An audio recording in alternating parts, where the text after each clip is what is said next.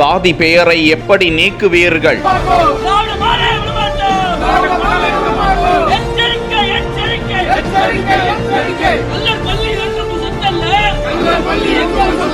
கள்ளர் விடுதியை சமூக நீதி விடுதியாக மாற்றி அமைத்த அரசை கண்டித்து அகில இந்திய ஃபார்வர்ட் பிளாக் கட்சியினர் கருப்பு மையோடு வந்து அழித்து பரபரப்பு சம்பவம்.